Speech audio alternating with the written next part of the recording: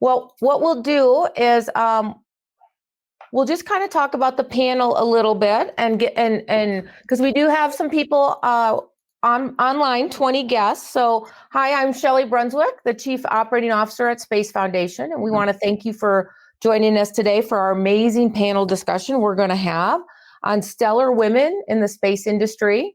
And we have some fantastic experts from around the world who are going to share their insight, their journey, and their perspective. So what we'll do first is let me share a little bit about the panel, or not. I had those notes, of course, somewhere. What we're going to do is, what I'd like to do is let's just go around the room and have everyone just do a brief introduction of themselves. Please say your name, and that way everyone can get that recorded and it'll be there. And I see people are joining us from around the world. So Sylvia, how about we start with you? Thank you, Shelley, for putting this women together, as the name says. My name is Sylvia Macario. I'm currently logged on or calling remotely from Kenya. I'm a geospatial engineer and currently the co-founder of a company called Hept Analytics, fully focused on machine learning and data analytics in the African continent region. Nice to meet you, everyone, and looking forward to interacting with you all. Thank you.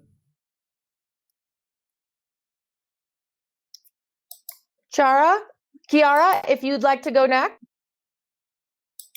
Of course. Hello, everyone. I'm Chiara Chiesa from Brescia, Italy. I'm so happy to be here with all of you, and this panel of all stellar mothers is fantastic. I really felt the need of it. I am an international PR and a space technology transfer commercialization advisor. I help companies and startups to get in touch with the space sector and enter it. So thank you very much for inviting me, and I leave the floor to someone else. Thank you, Chiara. Malak, would you like to go next? Hello. Thank you, Shelley, for the invitation, and hi to the stellar women and to everyone else following us here and whoever is going to see us on YouTube later on socials. So my name is Malak Trabilsilab. I'm a mother. That's the first thing that I'm so happy to say. The first thing is I'm a mom, and actually a part of my purpose in life is the future of my son and future generations, and that's why first of all what I say is I'm a mom. I'm a serial entrepreneur. I'm logging from Belgium right now. I am in Leuven because I came here for my PhD for a certain time, and I live in UAE. I set my different companies there in UAE. Everyone in the space industry, they know me as the person who's advocating for space sustainability. I am international business law and space law practitioner. I have founded Trabilsilab, my legal consultancy, and Very Well Space Solution that I will be happy to speak later on about the services and when it's going to be launched with the grand opening. Thank you so much. To you, Adi. Hi, everyone. So my name is Adi Nino Greenberg. I'm from Israel. I'm a planetary scientist. I have a PhD from Tel Aviv University on the Rosetta mission to comet Churyumov-Gerasimenko, 67P we call it. And these days, I'm in charge of the academic research unit in the Israel Space Agency and all the scholarships. And I'm a space enthusiast, of course. I'm a mother of 3. And I'm very grateful to be here for the opportunity to share my thoughts and my insights with you. And I hope it will be a great panel. Wonderful. Well, thank you all for joining us. And let me share a little bit about what our panel discussion is going to be about. So stellar women in the space sector. This is a Mother's Day Summit. We want to thank Amplify Your Voice for putting this together and the State of Women. We're going to focus on international interdisciplinary women space professionals. I'll be moderating this fantastic panel of outstanding women leaders throughout the world, but we could actually just take the word woman out. They're just fantastic international leaders. So we're going to have a good talk about space professionals. They're going to share their journeys, and we have representation from Africa, Europe, the Middle East, and the UAE. So we want to thank everyone for joining us. So as you heard, I'm going to start with Kiara and just ask some questions. So Kiara, you talked a little bit about your background in PR and space technology and tech transfer. Could you share a little bit more about your journey and what what brought you to this point in your career to be doing this? And I do want to highlight, we have several individuals on the call, our Space for Women mentors. Kiara is one, as well as Adi was recently selected. So congratulations, Adi. But Kiara, tell us about your journey, because many people might think PR, how does that relate to space? And then now that you're in tech transfer, how are you helping that process? So how did you get here? Yeah, so I know that it seems really incredible. My background is in communication and literature and foreign literatures. So I started with this feeling of I had my kids and I wanted to do something new. And I started searching and I found this wonderful hackathon led by NASA Space Apps Challenge, and I actually participated in to understand what it was about, because they were talking about space data and using space data to actually solve challenges that we see every day on Earth, also in space, but also on Earth. And so I participated, and I decided to bring this competition to my hometown, Brescia. And then I realized that my project, the same project that I did for the NASA Space Apps Challenge, could have been transformed into a startup, a space startup. And so I started working on it. And in the meantime, I decided that I really wanted to bring space apps in my city, and with many difficulties I did. And also happened that those guys, those teams of young people that participated in, they wanted to build up a startup after that. So I started studying, interesting myself in this topic, and going to all the conferences around Europe and the world to understand better.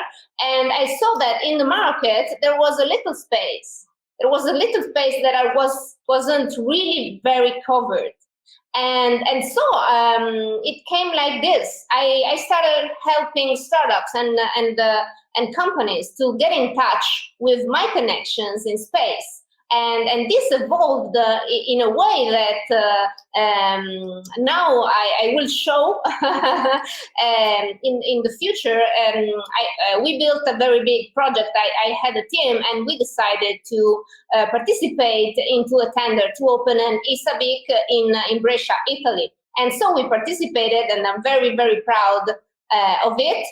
We still don't know the outcome of the tender, but anyways, we decided that we will go on and we will build, this hub to help startups and companies enter the space field, even with private companies and private space companies to help us. That's amazing. So thank you.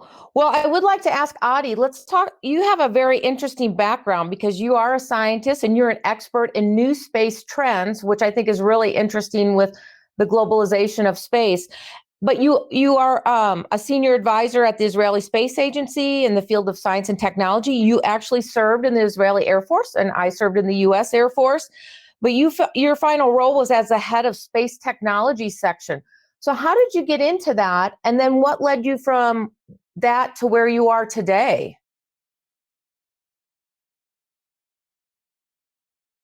Oh, you're on mute.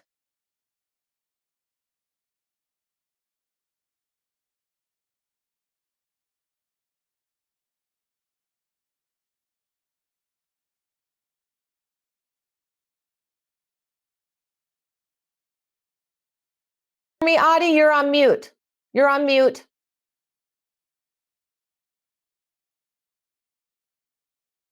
Okay, do you hear me now?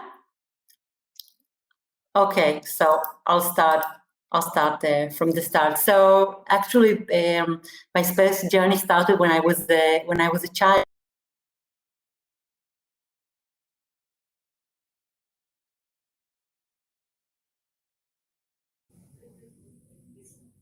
You're still on mute, Adi. Okay, can you hear me now?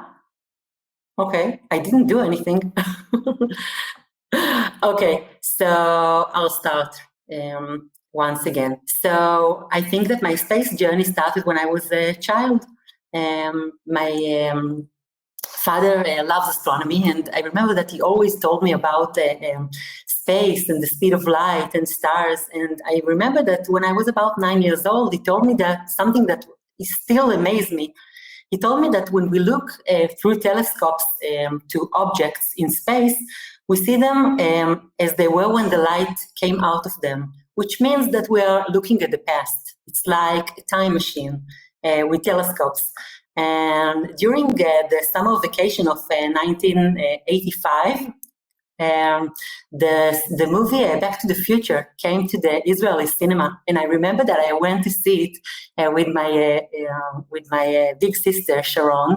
And actually, the movie is very exciting because it takes all the ideas from astronomy about looking at the past and watching far away and talking and connecting between time and space and light. And they are actually building time machines and exampling time travel. And I remember that when we came out of the movie, I told my sister that I know what I want to be when I will be grown up. And I want to be a space scientist or space explorer, and that's it. So I was only 9, but I probably knew what I was talking about. So today, after about 20 and more years in the space industry and the space military and space academy and education, I feel that I gained a lot of knowledge. So when I joined the Israeli Air Force, I had a lot of roles and positions, and the last one was to be the head of a space technology section. And the one thing I remember very clear is that my men colleagues used to be very surprised that I am the head of the space technology section. I don't have a commander that is that is the head of space technology, and Adi in Hebrew is a name for girls and boys as well. So many times I entered the room and they were like, okay, we are waiting for Adi, Major Adi, and like, I'm Adi, you can talk to me, I know what I'm talking about. And it was also, I think it was, today I think that it is, I don't know, funny, but I didn't think that way when I was back then. So after many years in the Israeli Air Force, I came back to Tel Aviv University and finished my PhD in the Comet Research Laboratory. My PhD is on the Rosetta mission, on the mechanism of trapped gases in amorphous ice in comets, which sounds like, oh my God, what are you talking about? But it's actually very, very, very cool. And these days I'm in charge of the academic research in the Israel Space Agency. And I have the opportunity to meet and to work and to promote space research and space projects in the Israel space industry. And for me, it's like a dream come true. So that's it. Amazing. Thank you so much, Adi. What a great journey. Malak, let's talk about your story. You are the CEO and founder of Vennerwell Space Solutions, and you're an international business law and international space law senior advisor. And I know you have some amazing news coming out, and you're a PhD candidate, but tell us about your journey. How did you get to where you are today, and why did you decide to pursue space law? I'm not like the other space ladies. They dreamed of space since they were little, and no, actually, I got into space. I will not say coincidence, but it was when I was making my law studies in my second master's. I was like, I want to do something different. I want to do something that it's not very common. And at that time, space law, it wasn't like on very people they talk about. Even my colleagues in law firms, they are like, what? You want to specialize in space law? What is that? So they did not even know at that time what is it.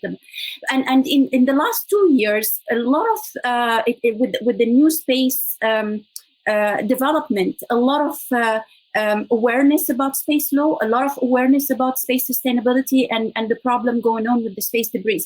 But going back to my youth, I was born and raised up to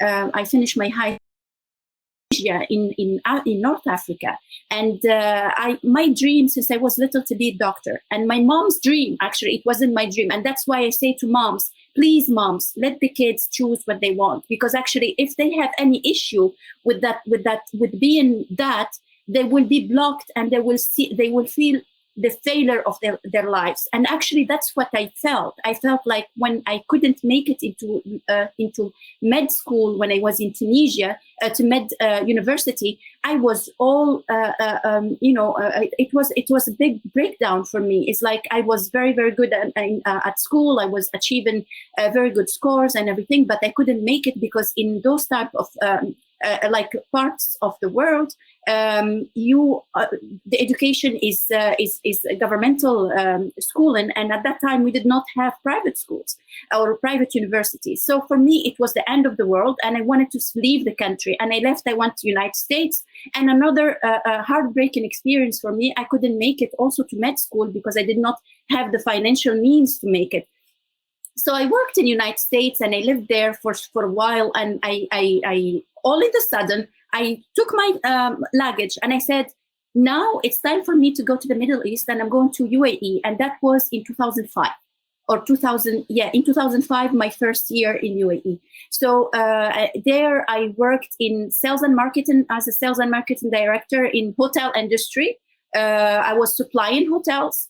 And in international companies. Then after 1 year, I founded my own company, and one company brought other affiliates and so on. And we were the first company supplying hotels in the GCC. We had some retail shops and things like that. From working on my own and my partner, my husband, we started having like 30 employees from all over the world and colleagues and things like that.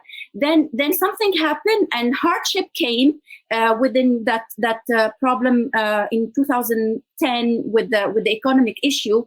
And there I said, well, and I will go into law. And since then, I started being a financial partner with small, amount of money in a law firm. And I was a director of law firms. And I started, studying since then. I never stopped until now. Today, I am serial entrepreneur, general trading with my family and so on. I founded Bernwell Space Solution. But the thing is, like, why a space law? Because this is the thing. I go for what is against the stream. I go in a way that I don't want to be following everyone else. And at that time, we knew very well that space law will not. Really, it will be academic work. It will not be a work that it will be, let's say, profitable as such. But so fast, I have startups from all over the country. I advise people from, for tech transfer in a legal wise, because actually the legal issues related to tech transfer is very, very, very hard for people who knows the legality in terms of national interest and what can be transferred and what not. And the part of my PhD today, it's in international investment into space commercial activities. It was in the beginning in sustainability, but it was paved the way because I wanted to make something that is practical within my work. And space sustainability, it was multidisciplinary, and some universities, they don't accept if I am into low program, they don't accept that it's too much bifurcated into economics and social spheres. So that's how also I am into tech activities, and very well is going to be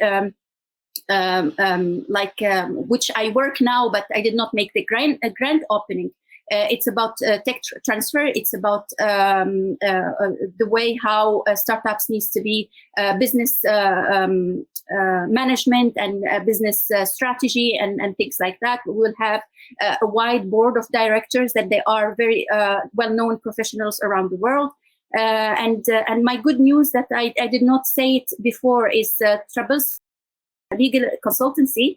Actually, I signed an MOU with a law association in Tunisia and well-known private university, and we are working on a technology that it was approved, a technology masters, and I will be with the law people bringing in the know-how and the curriculum for the space and technology things. So a very well-spaced solution is space and technology. So I will be into quantum, I will be in AI and other people that they will be involved into that, and how to leverage space within all these technology and make the let's say leveling out the parallel sectors in UAE and in other countries also. Congratulations, Malak. Great job. Thank you so much. Thank you, and congratulations to everyone. I mean, I'm not and I consider myself no one in front of everyone else, because actually I praise other women success than mine, because actually their success is all our success. Absolutely.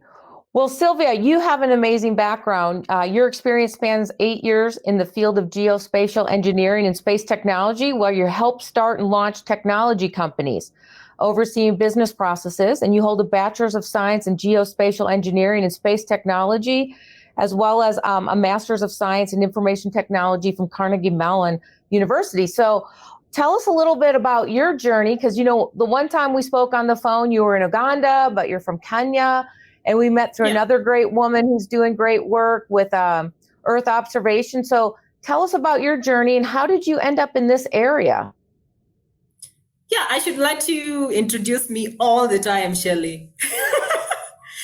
Yeah, but anyway, it's my journey, like everyone else, started from a young age. I always was interested in engineering, but mostly focused on building rockets or just anything close to hardware development and all that. So it began with aeronautics. That was my first love. I wanted to be an aeronautics engineer.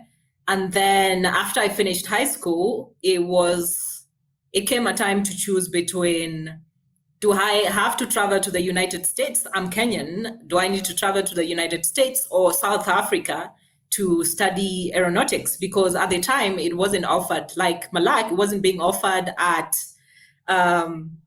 college level, university level. You either did a small technical, you either went to a small technical institute, which really didn't offer the kind of heavy training that one needs to be an aeronautical engineer, or travel outside the country and study that and then decide whether you're coming back home or not. So I decided to look up something that was close to aeronautics, and that's how I was like, oh, geospatial and space technology, what is this? And then I signed up, and then I've never looked back since then. So it's been a journey of learning and collaborating with so many people on how can we use these tools, satellite imageries, to make decisions. How can we support governments? How can we support businesses? And for me, it's always been solution-oriented, trying to provide innovation and providing strategy, and also just direction overall in R&D on how we can go from just talking about technology and implementing the solutions to the last mile. So that is always something that has pushed me, and that's why I am where I am today. I'm just trying to push a needle where it's needed, whether it's in Kenya or Rwanda or across Africa or any other place that I'm needed and my skill sets are needed to just keep on pushing the needle and just innovating for the last mile. Yeah. Thank you. I'll just kind of ask a question just to have the panelists, all of you talk instead of, sequential. One of the common threads that all of you have is about innovation and space technology transfer and innovation and implementation of new technologies and bringing new technologies to market. So I'd really kind of like to get some thoughts from all of you as to, and just have kind of a dialogue. Why is this an exciting area? Where do you see this going? How is this beneficial for humanity to have this space technology both in outer space, but also space on Earth? So whoever wants to jump in, and we'll just have a nice discussion about why are we pursuing space innovation and space technology? I can jump in. For me, the key thing generally, really, for me is, even for the people that I work around with, is all about sustainability. You can have sustainability in space and sustainability eventually, because of space technology, sustainability on Earth.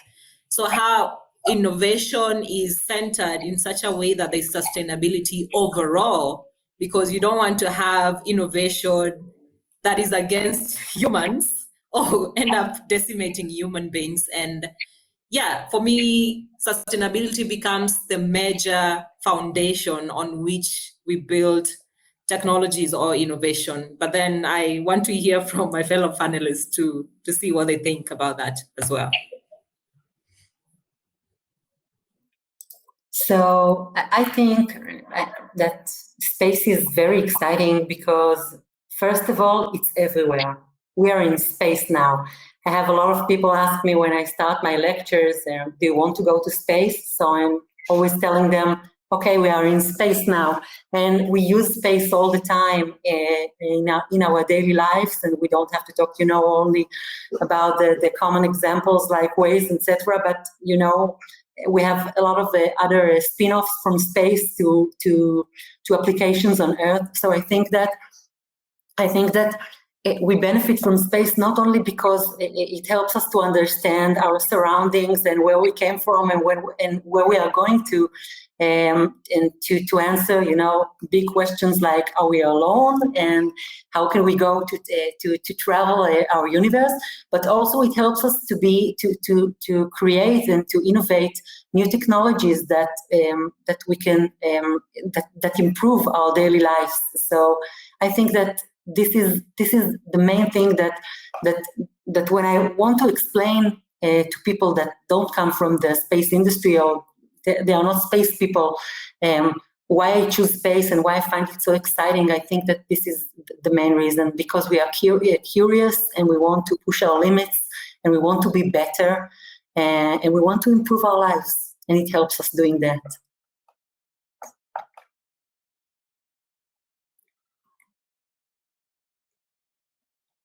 Can I go? Okay, so for me, I really chose this because it was really interesting me. I was so interested in this thing. I wanted to understand what would be after this. I mean, space is the final frontier of innovation. So everything that comes from space then arrives to the general public in a certain while of time. And so like nowadays we are using the Apollo mission outcomes. So, but more than this, I understood that space innovation could be really something that would keep our kids and sons and daughters and in Italy, because we need the innovation to be competitive, to bring on the market new products and to build companies. So my main aim is to help my citizens, our sons and daughters in Italy, to understand that space can be a mean and can be used to stay here, to build again Italy great again. Okay. Yeah.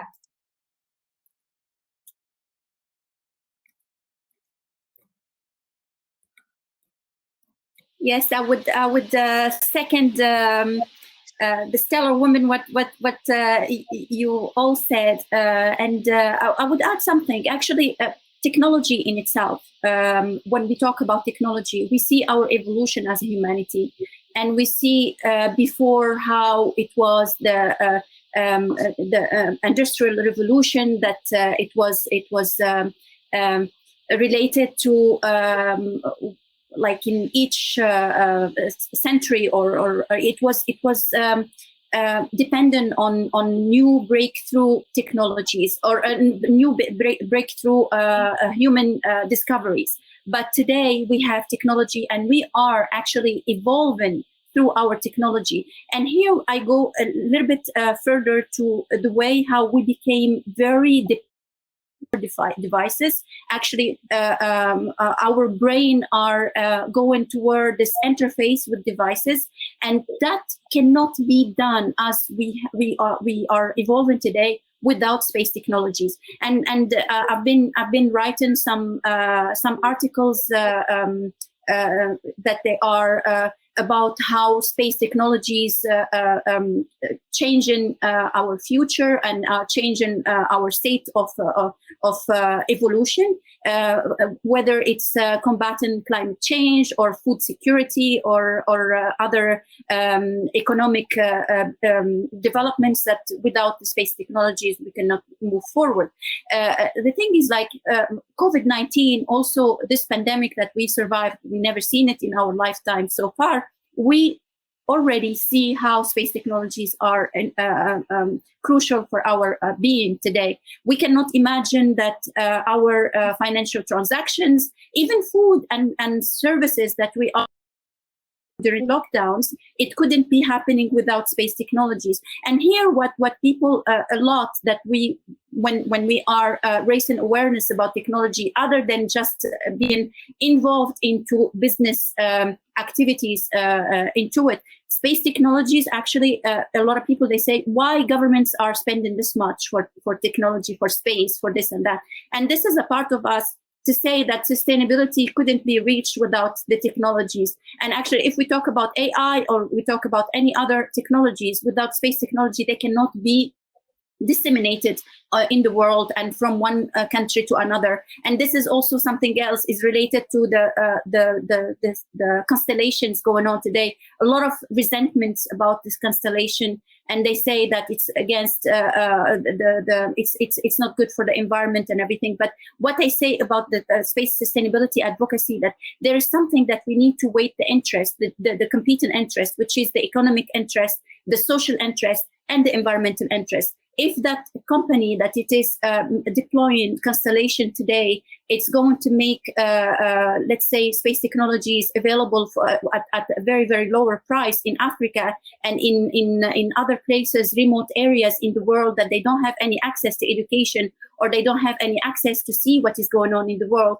How do you want to achieve that without this constellation? So the best way is not to advocate against these things, but to advocate that the people or the companies that they are deploying these constellation are very responsible, that they are going through the codes of conduct and norms and international law and taking into consideration the environmental considerations to that. So it's we cannot live anymore with the space technologies.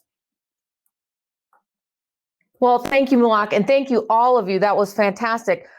What I'd like to share with our audience is, we've talked a lot about the space economy, and let's kind of define that. In 2019, the Space Foundation said the global space economy was $424 billion.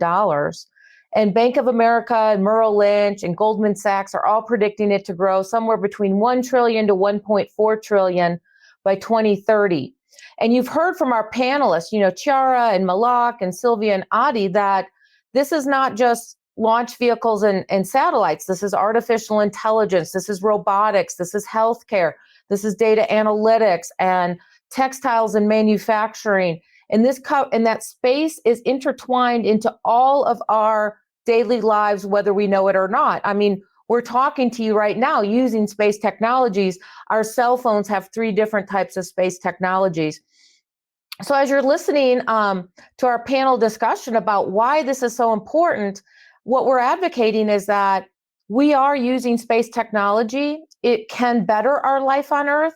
And the reason that these fantastic women are on this show today is to show how everyone can be part of this global ecosystem, whether you're in the space field proper, as they are, I'll call that, or whether you're going to take space technology and leverage that for your own use and capabilities. So there are many companies that come to market that are using space technologies that don't even know they're using space technologies. Airbnb, Uber, there are so many applications out there. They're all using space technologies. You could be the next Uber or Airbnb.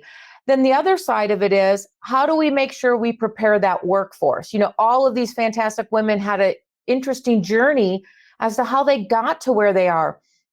But with technology changing so quickly, we need to make sure that everyone around the world can find a way into the space ecosystem. And, you know, here in the US, we have jobs throughout that workforce pipeline, whether it's a high school graduate to PhD, there are opportunities for everyone. But we need to make sure that we're encouraging kids and entrepreneurs to look at the space industry as an opportunity and an avenue. So with that said, I kind of would like to turn over to our fantastic panelists again and throw out a panel topic about mentorship. Because I know Chiara, you have been a UN mentor for a year now. Adi, congratulations, you were recently selected. I know Sylvia, you're in an incubator. Malak, I know there are space lawyers. I know a space lawyer from Namibia has reached out to you. So all of you are mentors now, but I'd really like to understand about, did you have a mentor? What were some great advice your mentor gave you? And what is some great advice you'd like to give about mentorship to our audience?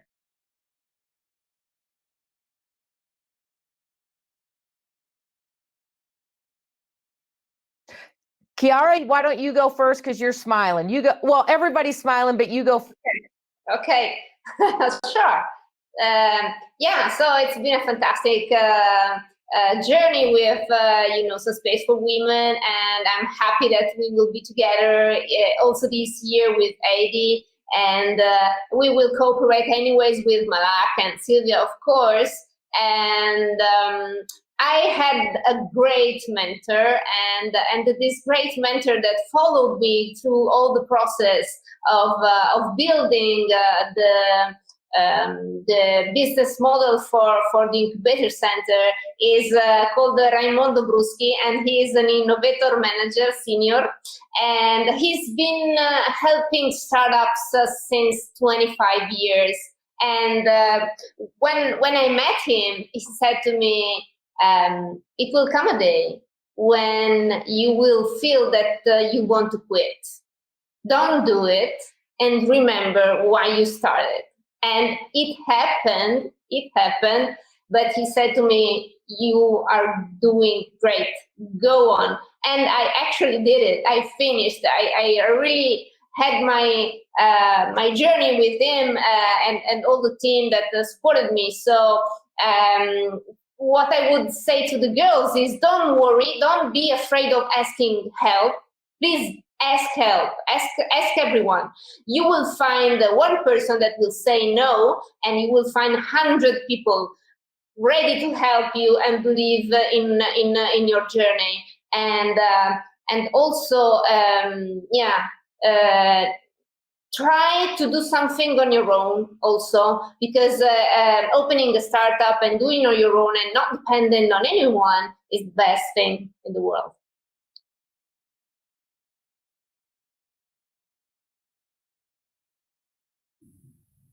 Adi, you want to go? I think your camera was unmuted before.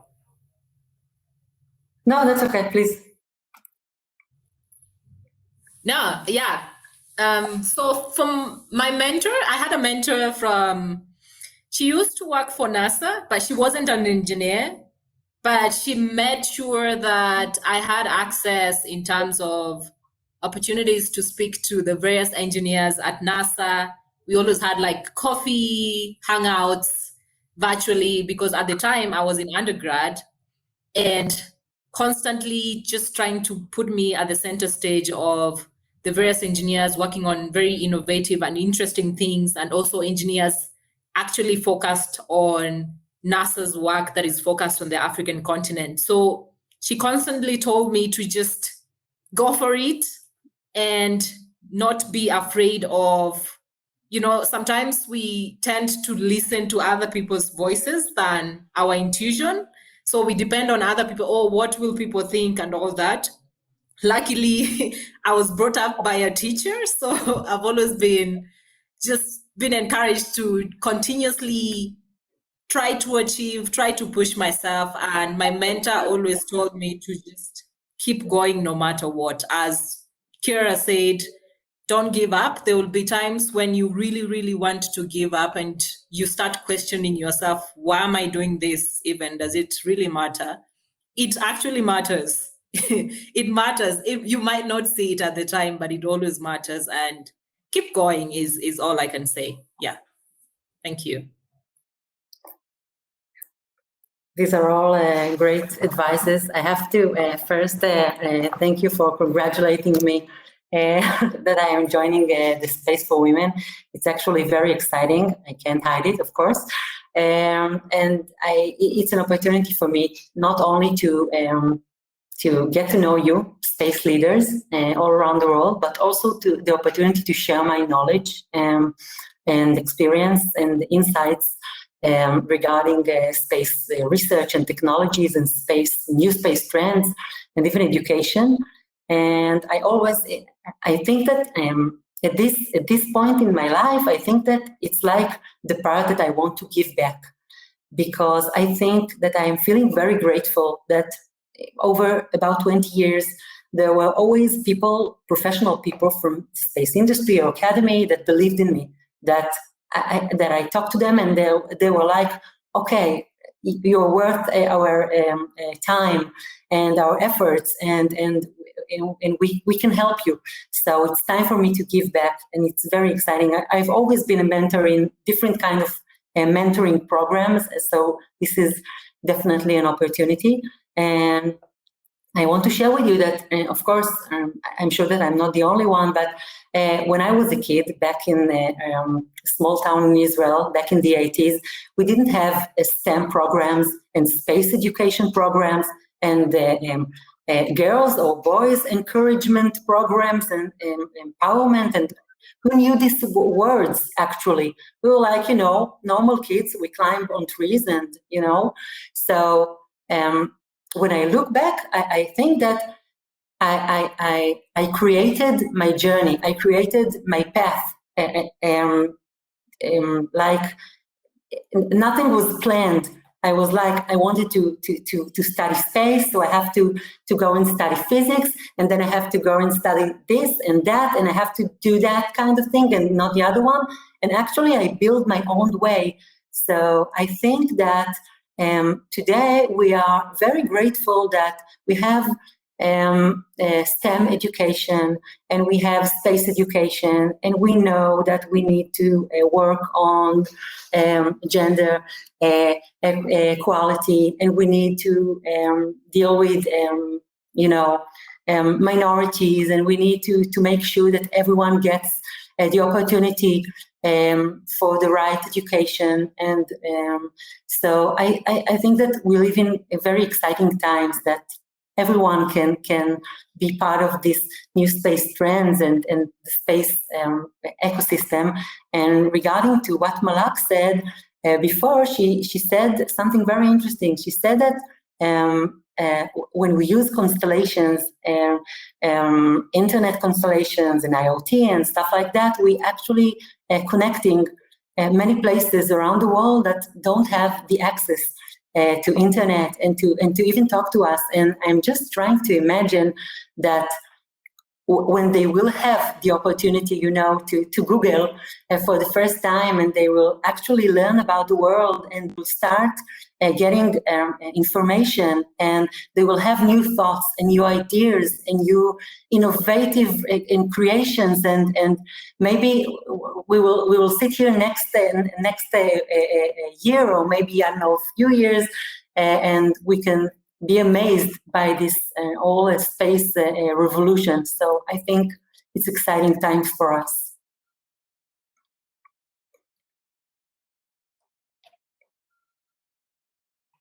Yes, sorry, I was back and forth. I had a problem with the internet, so I logged to my my phone now, streaming. So if I am logged out, I will come back as soon as possible. Going back to the mentorship, actually, I've been since long time. I've been always helping people, and I don't know if you can call it mentorship. If I have since I was like early days in the law firm, my first work.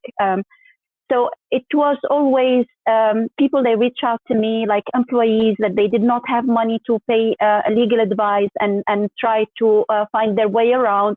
And for example, they are maybe having issues with the employers. They want to leave their jobs, or they are overstaying in the country and they don't know what to do.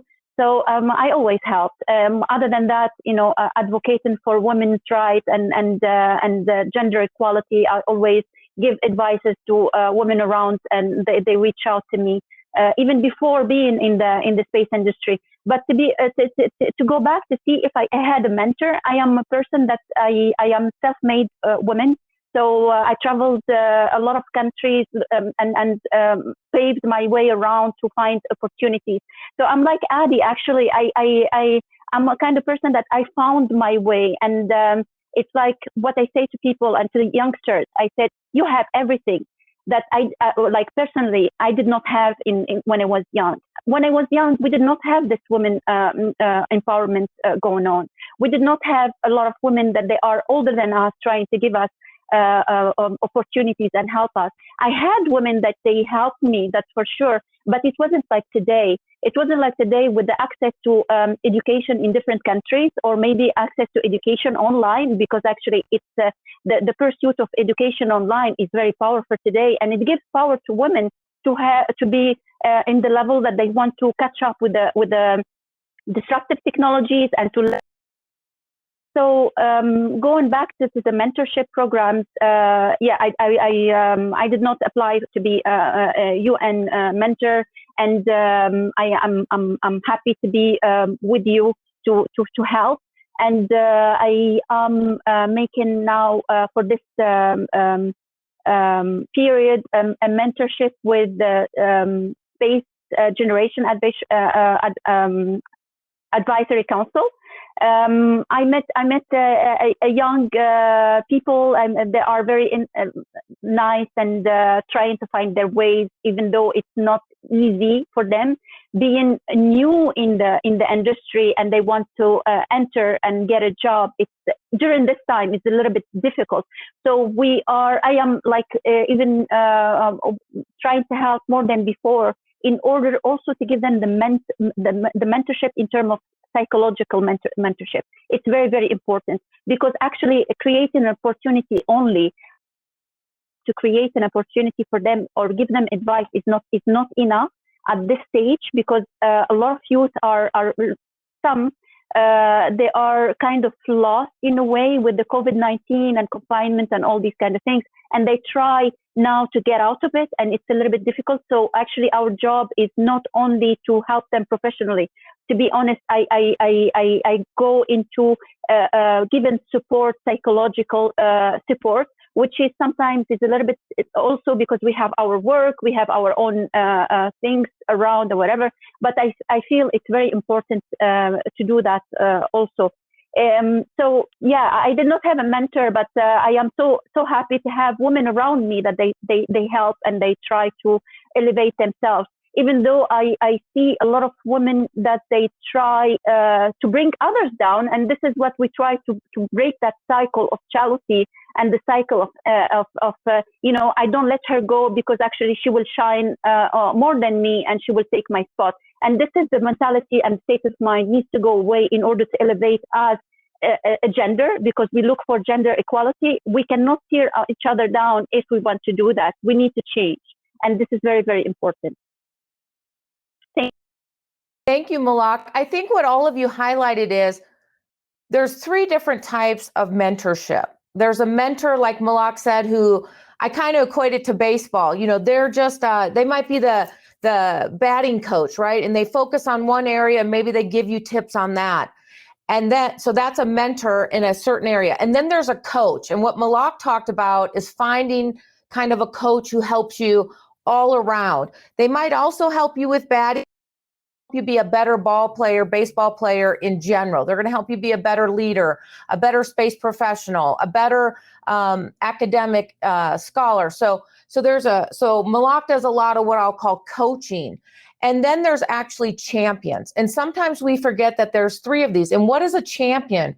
Usually a champion is someone who can be one or two levels above your level in an organization or in the space ecosystem that can help you navigate your career and make decisions or help position you for those next steps in your career. And that could be a man or a woman. Many of my mentors have been men, and the space industry, you know, that has been the primary dominance by males, but it is changing. And so when you look for mentorship, look for everyone to mentor you, and then look for those mentors, coaches, and champions to help you be a well-rounded individual, whether you want to pursue space or any other industry. The Space Foundation has a workforce development roadmap under our Center for Innovation Education, and it has 5 steps. And the first step is awareness, then it's access and training and connecting and mentoring. And so we talked about mentoring, and really when you have a good mentor, champion, or coach, they can help you overcome those first 4 roadblocks. Let's go back to awareness, though, in that workforce development roadmap, because all of our individuals on this panel, they participate in activities to create awareness and access. So Kiara, I'm going to start with you. In addition to obviously your UN Space for Women role, you also had, you said, the NASA Space Apps Challenge, and that was a way to create access. And I know Sylvia, you know, you have the the member at the Kigali Hub, and I know Malak, you're doing your areas as well, and you're a champion for Women Weekend International Platform. And Adi, you're now a Space for Women mentor, but you have We Space Association. So all of you are doing your role not only as a mentor, coach, and champion, but you're working to break down those other 4 barriers, that access, awareness, training, and mentoring. So I kind of want to, again, open it up to the panel. I'd like to hear more about the programs you're supporting, why you're supporting, and how can individuals get involved, and what do you hope to accomplish with those programs?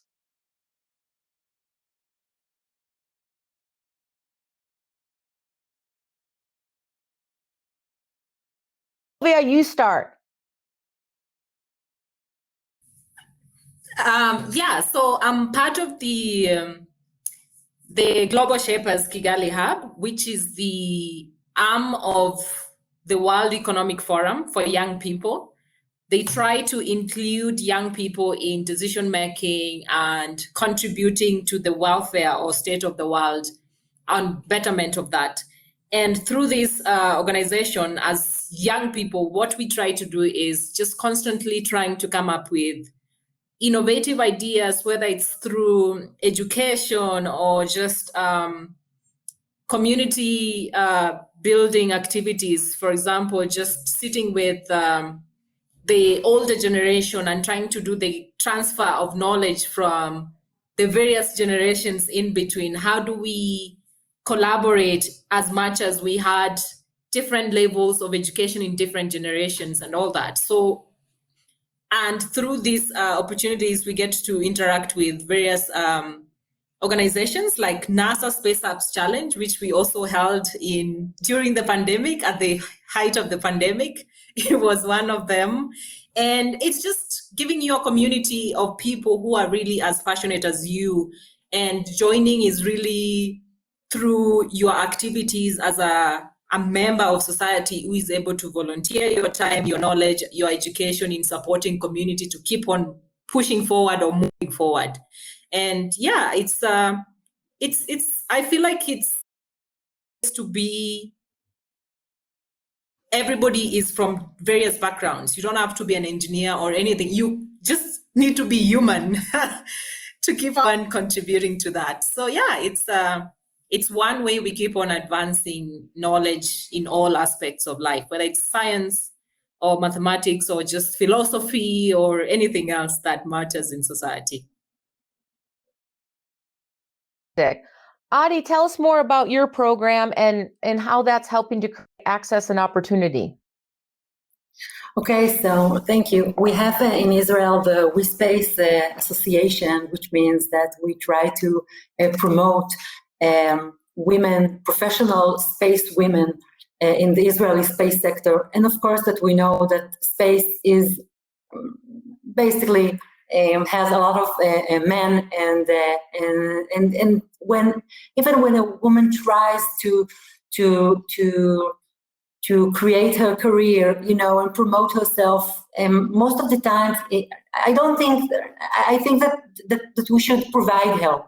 I think that we should help promote women. I think that when a woman reaches to a high level or a high level role, I think she should try to help other women to do so as well, because I think that sometimes women don't really believe in themselves, and maybe sometimes they think that they are not, you know, the exact person for the right role, so they are not promoting themselves enough. So I think that we are trying to create opportunities to increase the visibility of women in the Israeli space sector. And we do so by organizing network events and mentoring program and inspiring lectures and conferences. We try to do our best. It's actually a new association, but we are moving forward. And Malak, you can talk about any of the associations, but I know we have the Women We Can International platform. If you would, tell us more about that. Yes, so Women We Can, it's an international platform. It's founded a long time ago and was launched last year. And actually, it was a call launched through a big 2 days conference, and we had about 30 people came. Most are women pioneers from all over the world, from different sectors, and not only from the space industry. And actually, the way how this platform is formed is to help women reach the potential they are seeking. Hi, Basuti, how are you? Finally, you're around. Good to see you. So it's a kind of platform to bring women together to create access to opportunities, not only in the space industry but everywhere. It's a platform also to combat the gender inequality and get rid of this biased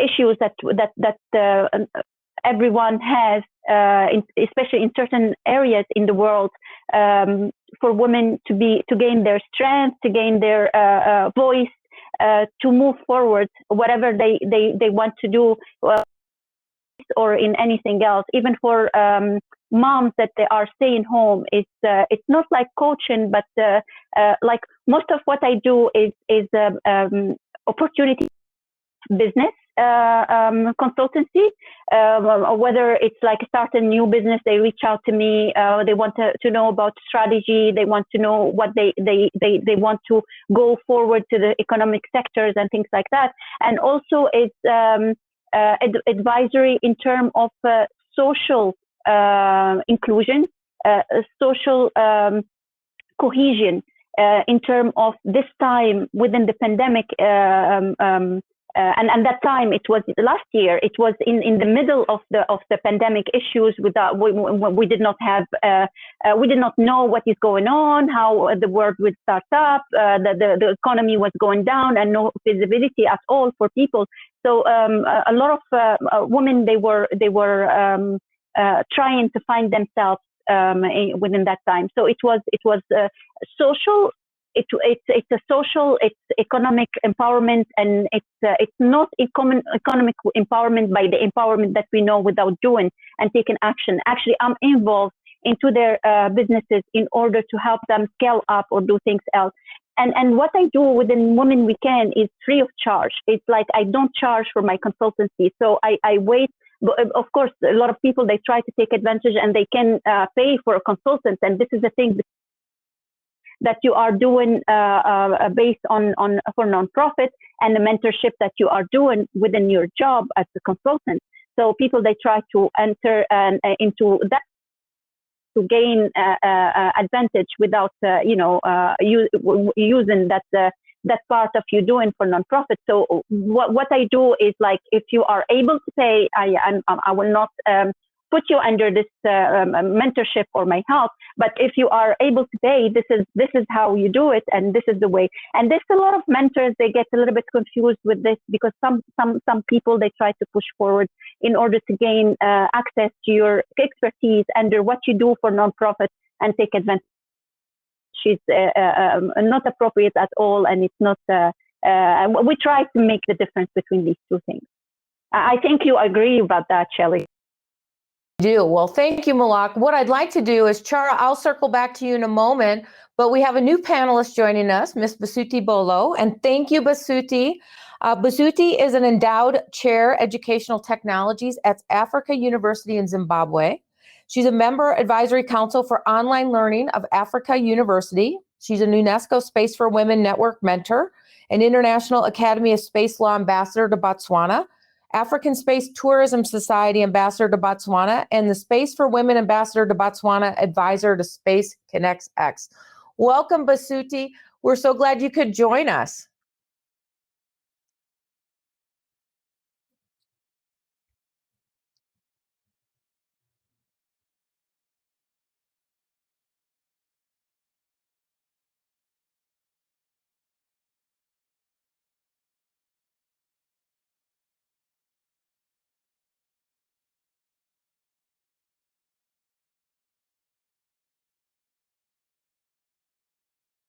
Hello, Basuti. For some reason, we can't hear you.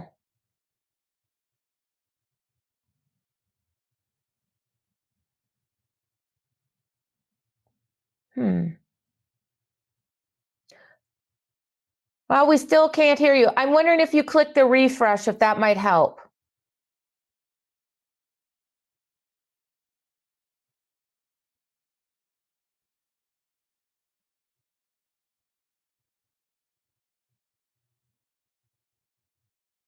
What will for Basuti to click the refresh?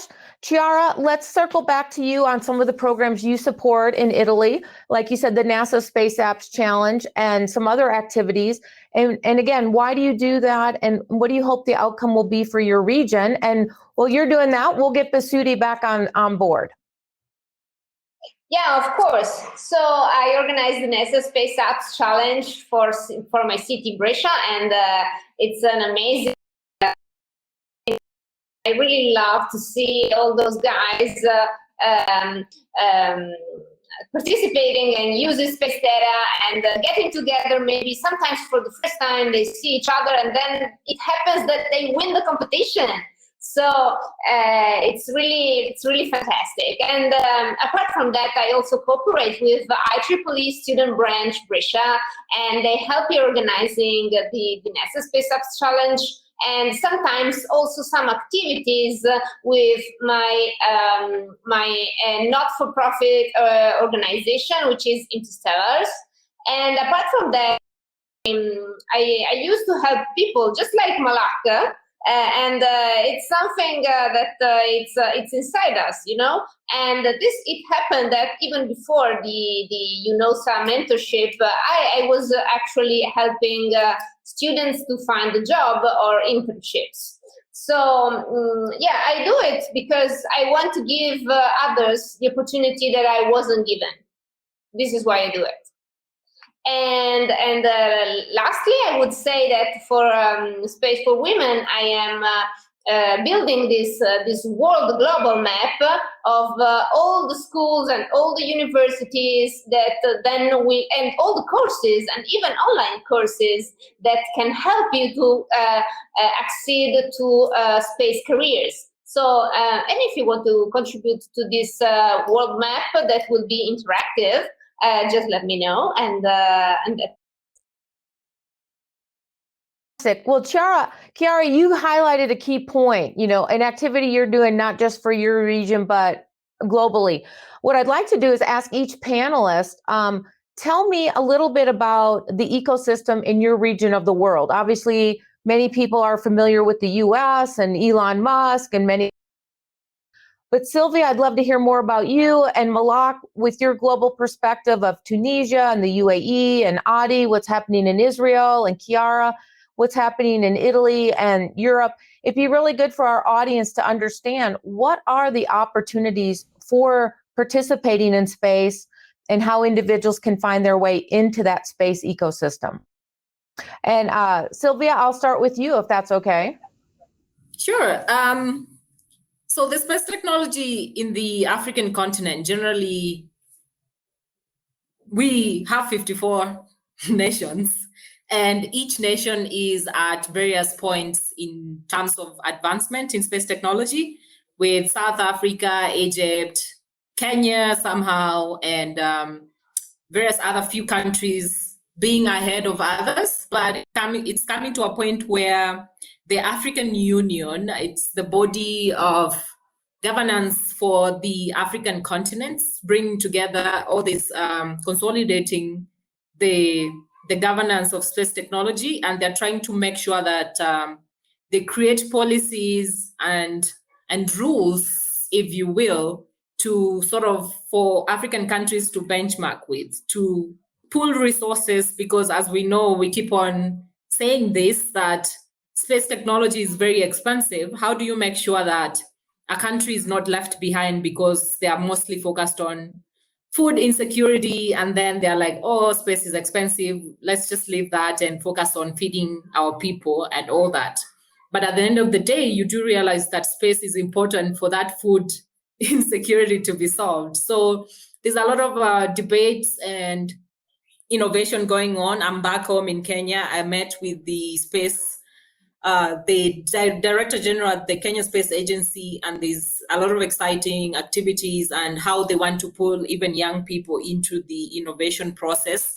Because at the end of the day, you have to transfer knowledge, as everyone has said. If you don't transfer that knowledge to other people, you end up having an institution that don't have continuity and all that. So it's picking up momentum, and hopefully we see more exciting things as we go along.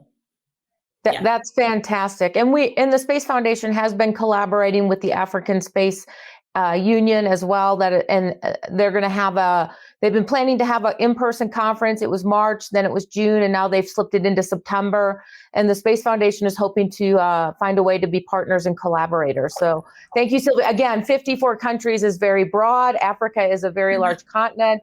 Everyone is at different stages, but hopefully, like you said, the goal is for no one country or region or people to be left behind. Wonderful. Well, Adi, let's pivot over to you, and let's learn more about what is happening in Israel, because I know about incubators happening and the great technology and a number of organizations. So our audience would love to hear what's happening there, and what are the opportunities to access in that region into the space ecosystem? Okay, thank you. So Israel is actually a startup nation in many technology fields, and I think that in space, the Israel Space Program is led by the Israel Space Agency, and we're talking about, of course, a variety of fields from astrophysics and planetary sciences, technology and engineering, satellites, and other technologies, and of course satellites for space exploration, remote sensing satellites for Earth monitoring and Earth observation. We have a few international collaborations with the CNES and ASI, the Italian Space Agency and the French Space Agency. We have satellite projects with them, remote sensing satellites for precise agriculture and water body monitoring and vegetation monitoring, because of course we have to monitor the natural resources on Earth, and it's very important. And of course, we are try to support the space industry by supporting companies and startups. There are about a few Israeli startups, of course, old space companies and new space companies, and they are all a part of the space ecosystem. The resources are limited in Israel, but we do our best. We try to support them. I think these are the main activities. Of course, we have a lot of education and community projects to raise the new generation. This is like the most, I think, major activities. And regarding new space trends, I would like to say that there are a few interesting startups in a variety range of topics, like oxygen from the moon, and creating 3D printing stakes on board the International Space Station, and nanosatellites for medical experiments under microgravity conditions. So I think that we try to have it all in the small Israeli space ecosystem. So I think that it is improving all the time, but we still have a lot of work to do. Fantastic, thank you. And I know, Malak, the Space Foundation has a great partnership and relationship with the UAE Space Agency, and the UAE has a plan to have a Mars colony in less than 100 years, and they've created their Arab Space Pioneers program to start developing the workforce. But could you share more about what is taking place both in the UAE as well as the other areas that you're collaborating with? Yeah, exciting time. And actually, being in the new space ecosystem, it's very exciting time. The way that technology is developing at a very, very fast pace, and the way the trends, the new space ecosystem is moving forward. So it's very, very unusual, starting from the history of commercialization of space. So within the UAE, the pace is moving forward to build a new space national ecosystem is unbelievable. So we can see, based on the space, the Emirates National Space Policy objectives, that it's first of all is to build a strong and sustainable UAE space sector that supports and protects the national interests and vital industries, especially that it moves away from the dependency on the oil industry and what is around it, and to contribute to the diversification and growth of the national economy. Also, it is designed to boost UAE specialized competencies and develop scientific technological capabilities, and we saw that starting with the Mars probe, Hope probe. So it's also to ingrain the culture of innovation and national pride, and strengthen the UAE status and role regionally and globally.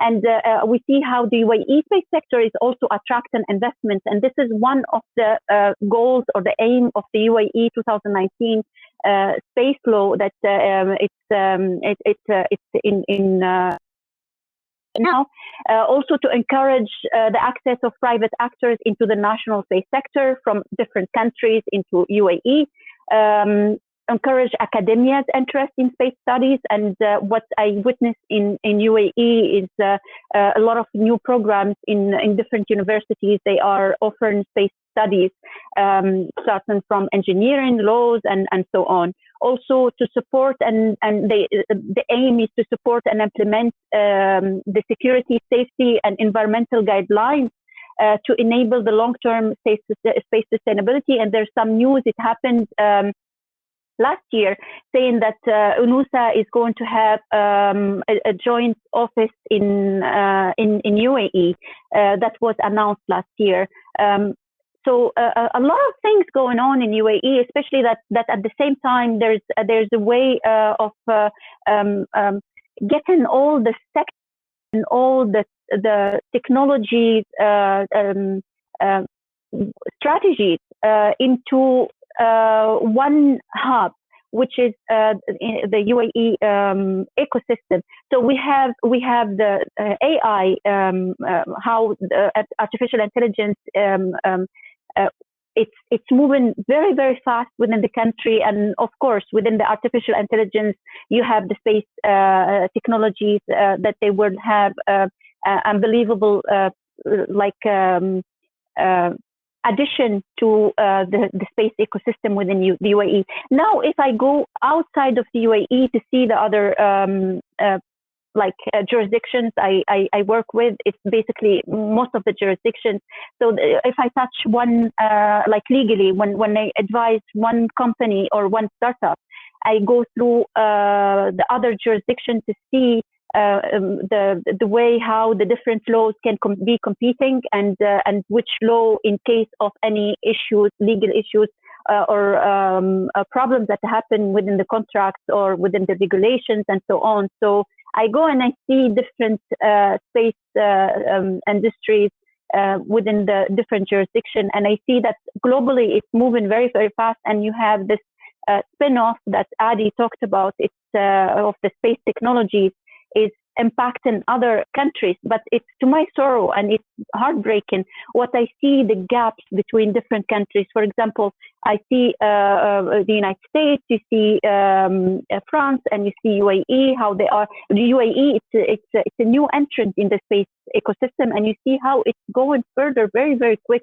through the space policies and what they put into the activities, efforts, and investments and everything. And you see other countries that they don't even have space policy, they don't even have space regulations, and they don't even have space objects up there. They don't have a satellite. So this is the thing. It's like we are working together in order to bring that. And the different ladies in stellar women in the panel, like other women that they are, or other gentlemen that are working to bring technologies and to help other countries elevate, is very, very important in order to be at the same level and not left behind within different jurisdictions. Thank you, Malak.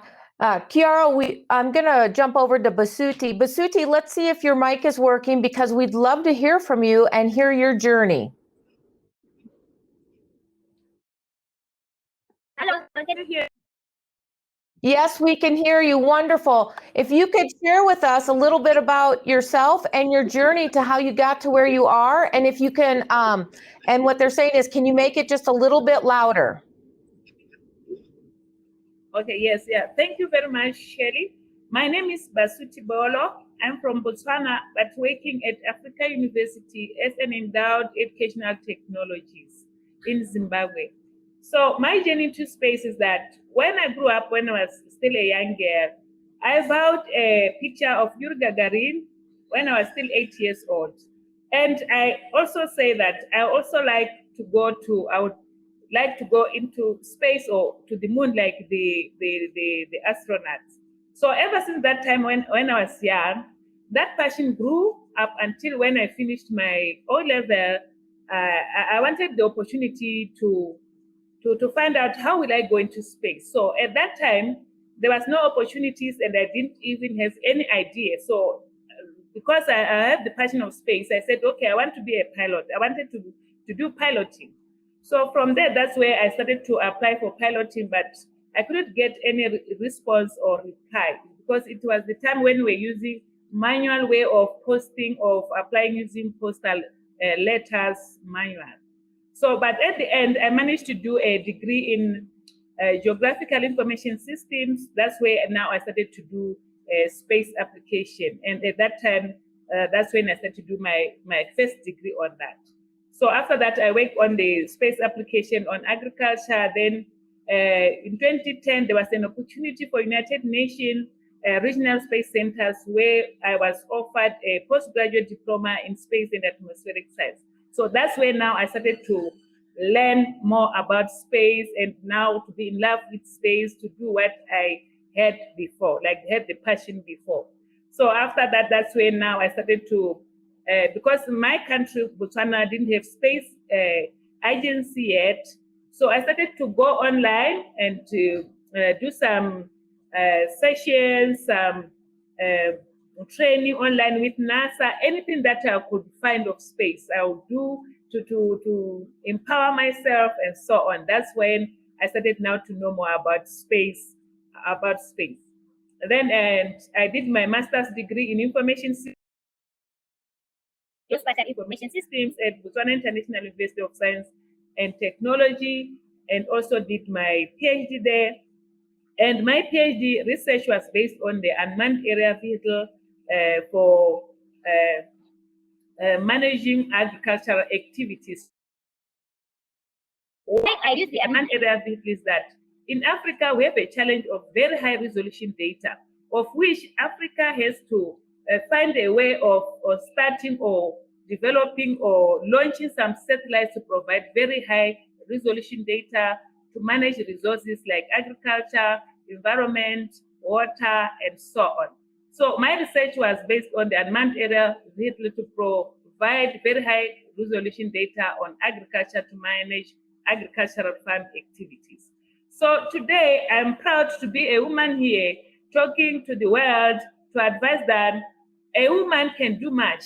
And it's not only that male people or males can do much better than women. As long as you have the passion to do it, let women be supported or be empowered to do what they like. I can say that being endowed Chair Educational Technologies, I'm an advisor on the use for sustainable development, like in terms of challenges like pandemic. As you can see, we need satellites that can assist or boost the internet system. I took like more than an hour failing to connect because of challenges of networking. But the question is, where are the satellites to empower networking? Because we are moving from old manual way of doing things to digitalization. So that's where now countries, developing countries, developed countries, they have to work together to empower each other. Because globally, we are working towards what? If we can leave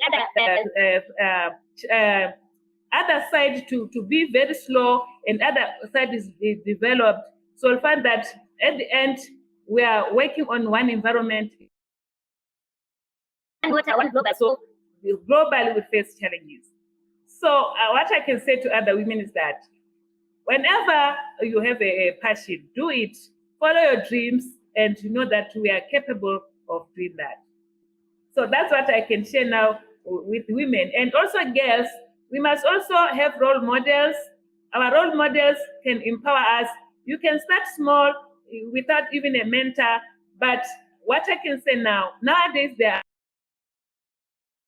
I am one of the United Nations network, Space for Women network mentors, and other mentors that are available. It can be regional, global, and wherever. Every person can be your mentor. And also the role models are there. You can select your role model and follow that role model, ask for help, for assistance, and remember not to do things very fast. Because if you do things very fast, you will never ever get what you want, because somewhere, if there's a challenge, you will be discouraged. So know that the journey of a space for women or anything that is scientific, it is not easy. So you just learn by growing step by step, and you'll reach your goal. Learn from others, work with a team, and be advised, listen, and do what is most important for you. Thank you very much. Thank you, Basuti. I'm so glad you were able to join us and share your wisdom and insight. We are at the end of our panel. What I'd like to do is give each panelist 20 seconds, 25 seconds to provide any last minute comments. So Sylvia, I'll start with you.